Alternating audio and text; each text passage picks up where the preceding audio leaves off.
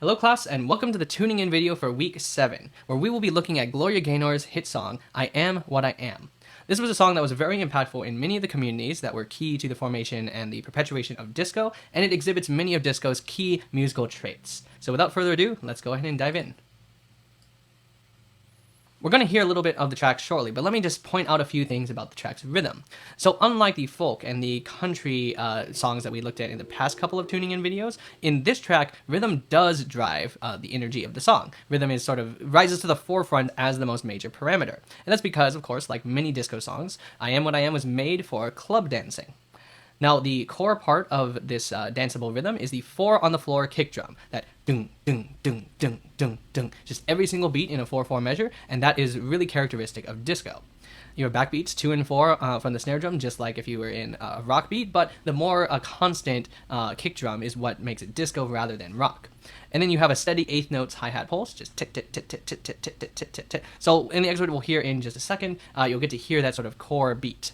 You also have a bass and an electric guitar that are just chunking along with that 8th note rhythm, and that sort of, again, forms this driving rhythmic pulse. You'll also hear this electric guitar and synth strings riff, which is slightly syncopated. It goes like this. Bum, ba ba bum, ba da dum, ba da dum, ba bum, bum, bum, bum. So at the end it syncs up a little bit more, but at first it's sort of syncopated. Ba dum, bum, that's and for and like that. So it's more on the ands than on the beat, and so that makes it syncopated. Let's go ahead and listen to an excerpt where you'll hear both of those, the riff and then sort of the core beat in the first part of verse 1.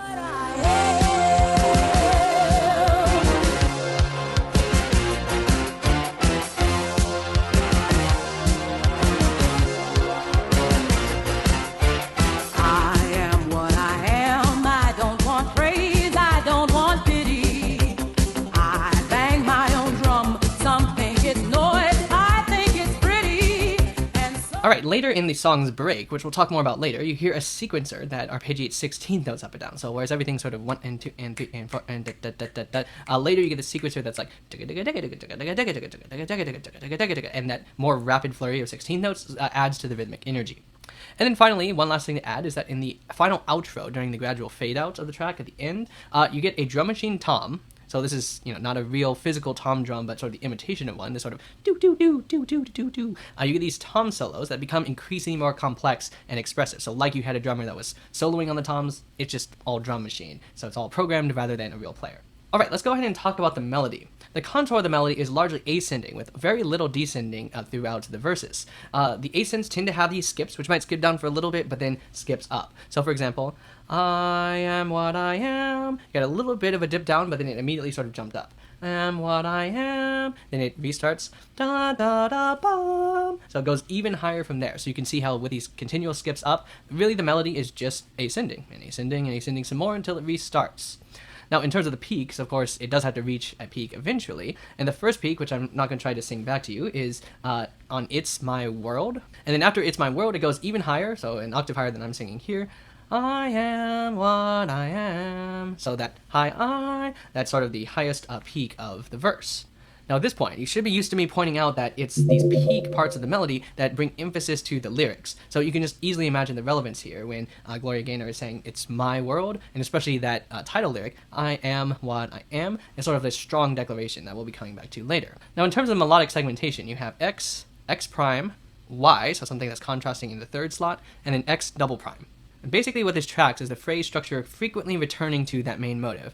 I am what I am. Again, sometimes a little bit varied, but still that same rhythm, that same idea. Now the Y segment is made of a contrasting motive, something that's just a little bit different. Gaynor sings this differently each time, but it's sort of like, why not try to seek things from a different angle? And basically repeats that twice in some form. So while each X you could think of as sort of being made of one statement of the motive, just ending a little bit differently, the Y is actually made of 2 instances of the contrasting motive.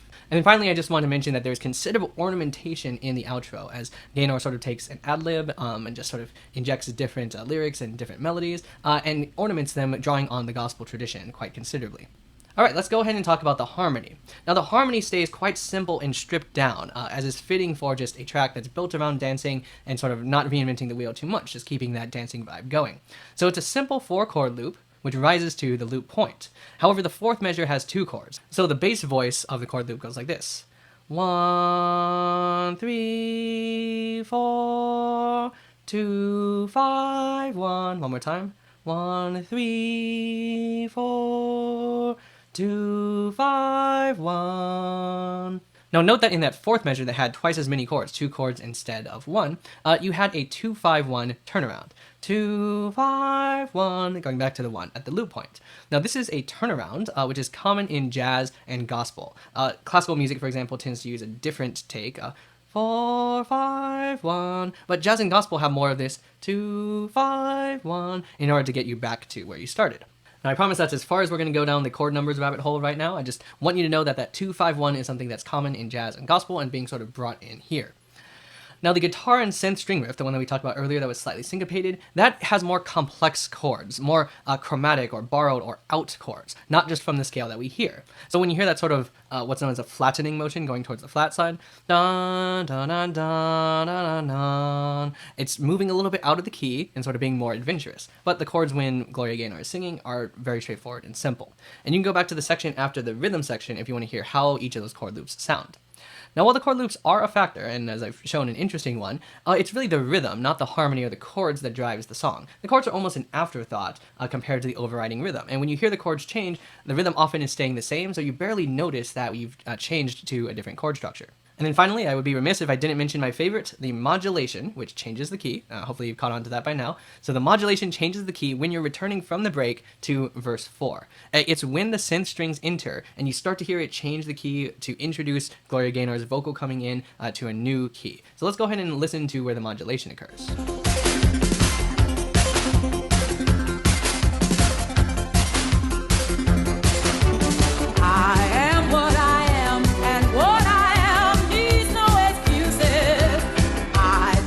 Next, let's go ahead and talk about some textural elements. So in terms of the texture of the song, it's quite consistent, but it does begin a little bit differently. So it begins just with Gloria Gaynor's vocal solo, so the melody layer, with a thin texture that slowly filters in, kind of like that of a ballad or even a folk song.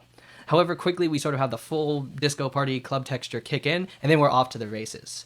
So in most of what we've heard previously, we hear this full texture that has these distinct textural layers. The beat and the chord layers remain pretty constant, that 4-on-the-floor drum pulse with the hi-hat that's pulsing, and the chord layers from the electric guitar doing the same rhythm.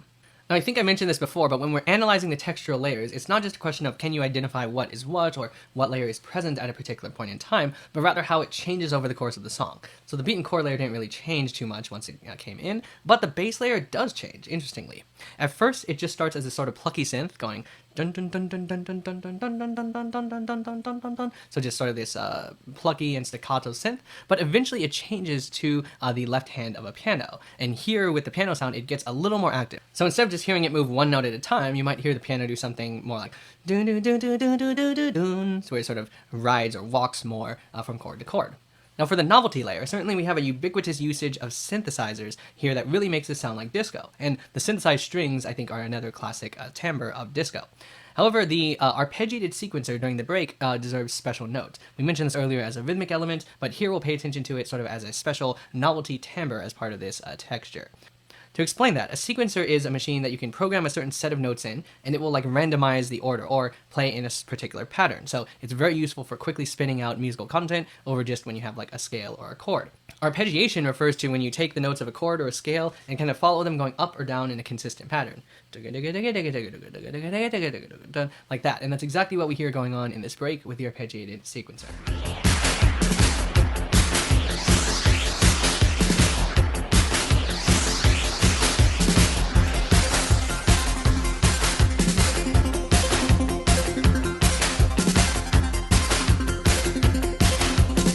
Now to talk about timbre. So Gloria Gaynor's vocals definitely have a timbre that channels gospel and the genre of gospel, as well as other black music traditions. We can hear in Gaynor's voice influences of Tina Turner, of Aretha Franklin, even back to Big Mama Thornton in terms of the expressiveness of the ornamentation and of the quality of her voice. Meanwhile, in terms of the instruments, you have this drum machine, the synthesizers, and the synth strings giving an overall bright timbre. Some of it is more staccato than others, but the main thing is that it's all rather bright. You don't have a lot of sort of mellow or dark sustains. It all stays pretty much on the bright side. Of course, this is disco that's made for dancing, so while you might have some room for using darker timbres or instrumentation, you largely want to keep it sort of bright and energetic and groovy for the people who are dancing in the club. Alright, now let's go ahead and talk about form. So the first thing that I want to say about form should be familiar to you because of the video materials before this, but might not be evident just from my tuning in video where I'm mostly talking and giving excerpts of the piece. And that is the fact that I Am What I Am is a long form track. That is to say, it was produced for a 12-inch record, and yes, there is a 7-inch record version of it that's only 3.5 minutes, but the 12-inch record version is nearly 6 minutes in length, at the upper end of what we heard earlier of how the pop song became longer to sort of fill out this 12-inch record. But by the way, if you're scratching your head and wondering, but Dr. Yi, I listen to a lot of songs that aren't in the 6-minute or even the 4-minute ballpark, so what gives? The reason is because while we're talking about how the pop song became longer and longer to fill out the 12-inch record, when the record was the format, you actually saw that shrink again back to more like a 3.5 to 4-minute length when you start looking at things like the CD, like the MP3 especially, and music streaming such as Spotify. And that brings us around full circle to the present day where the hit radio single is still probably around 3 to 3.5 minutes. However, I Am What I Am is pure disco, and that means it was made long form so that more people could dance to it, and especially in the break, sort of have a great time dancing for a longer period of time. Now, in terms of the song form, this is mostly in a strophic form, which should be a term that's familiar with you by now. That means it's sort of verse after verse after verse. It's mainly verses that tell the story, with no real chorus in the song. There is a refrain, which we'll talk about shortly, but in terms of a different section that is differentiated and comes back again and again as a chorus, doesn't really have that in this song. So since so much of the form, so many of the verses are pretty much consistent and at the same dynamic level and with a similar texture, let's talk about the parts that are different. First, there is the intro, or verse 1, where the first verse is set apart by having a softer dynamic, just the solo vocals being sort of more conversational, more intimate even. I am what I am my own special creation.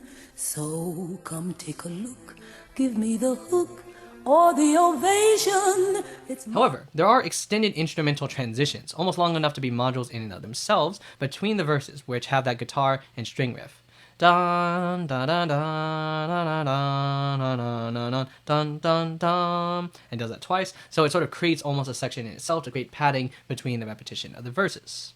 Now we're going to spend a little bit of time talking about the break. The break is quite long, over a minute in length, almost a 2, where it starts with having the vocoder build up. A vocoder is sort of a device that lets vocals, or lets speaking, sound like it's sort of being scrambled into a robotic voice. And so that's the sound of the vocoder. Then it brings in this arpeggiating sequenced synth that we talked about earlier, while all along the break focuses on that driving beat layer. So this would be when the people in the club are just dancing and having a good time and don't have the vocals sort of sing along with, just focusing on what's going on in the club. And lastly, we have the outro, which just kind of repeats the same musical idea, the same 4 measures over and over again until it fades out. So Gloria Gaynor here has a vocal ad-lib that just sort of improvises and fleshes out different ideas or different lyrical themes of the song, while there's both a tom solo, that do-do-do-do-do-do, and an electric guitar solo that comes in right at the end before the fade-out. So as this outro just repeats and repeats ad infinitum, you have a gradual fade out, which just sounds like taking the faders or the volume button on Spotify or on the soundboard just down little by little. And I've had multiple producers and scholars tell me that the idea behind doing this was that it could feel like the party was still going somewhere out there. And somewhere out there, there's still a disco party going even as you sort of fade away and leave the venue.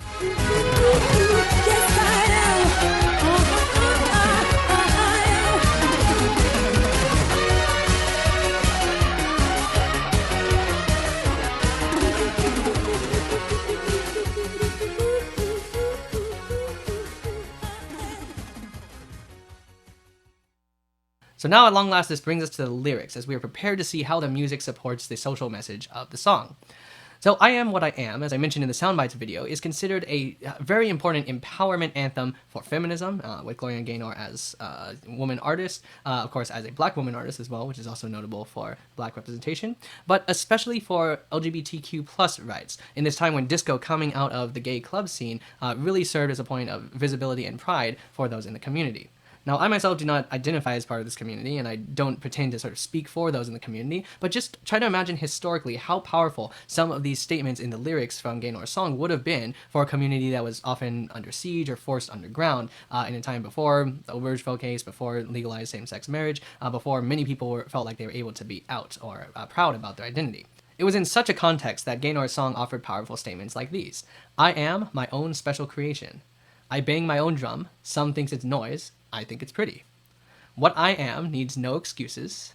And one I especially like here, one life, so it's time to open up your closet. There may be a reference to being in the closet versus being out. And this was just a selection of some of the powerful LGBTQ plus lyrics that were featured in this song. If you go back and listen to the whole song, you'll see that virtually every lyric is packed with some sort of a powerful celebratory statement like these. Now, each one of the verses does end with a refrain. A refrain means a lyric that comes back, usually with the same melodic material, that sort of sums up a big part of the message of the song. In this case, it's Gaynor saying, life's not worth a damn, or the alternate version, your life is a sham till you can say, I am what I am. So, life's not worth a damn till you can say, I am what I am, or your life is a sham till you can say, I am what I am. And that refrain really gets at the crux of what makes this a powerful LGBTQ plus anthem, especially in the context of disco. So that refrain really gets at the crux of what makes this a powerful LGBTQ plus anthem, especially in the context of coming out of the disco community and what was going on with like the Disco Sucks movement and the Disco Demolition Night, as you learned about from your other videos. Now, just to briefly comment on the rhyme scheme, you have a rhyme scheme of A and A, where the second and fourth lines rhyme with each other. Then for line 5 and 6, you have sort of an interior BB, where there's a different rhyme scheme, but it actually has two lines that rhyme with each other back to back. And then you have a C, where C is just the refrain. Life's not worth a damn, or your life is a sham, till you can say, I am what I am. You'll notice that also has sort of an internal rhyme, so it's like a little CC, but the point is it's a refrain, so that exact line basically just comes back. As an example of this internal rhyme, BB, in two lines next to each other, you have, it's one life, and there's no return, no deposit. One life, it's time to open up your closet. So there you have the in-rhyme deposit and closet on two consecutive lines. You might remember earlier I mentioned that YY contrasting motive, which plugs in with this BB rhyme scheme, and that sort of quick repetition of the rhyme and of that contrasting motive helps to build up the tension as the musical trajectory goes towards the refrain, I am what I am. Speaking of which, at various points in the verse, whenever you have this rising contour, the peaks mostly occur on or around the line, I am what I am, which of course is the title lyric. And especially on that last refrain, which gets to the absolute peak, the highest point of the melodic phrase, it results in this resolute declaration, the sense of really coming out and shouting, I am what I am. And finally, the highest peak in the entire song occurs in the outro, when Gloria Gaynor is just ad-libbing and says, I am somebody. And this highest point in that vocal ad-lib is echoed sort of improvisatorily in the electric guitar. So let's go ahead and listen to just that moment so you can hear that sort of very strong declaration, I am somebody, which again plays into the theme of LGBTQ plus pride for this anthem. I am useful. I am rude. I am somebody. I am as good as you.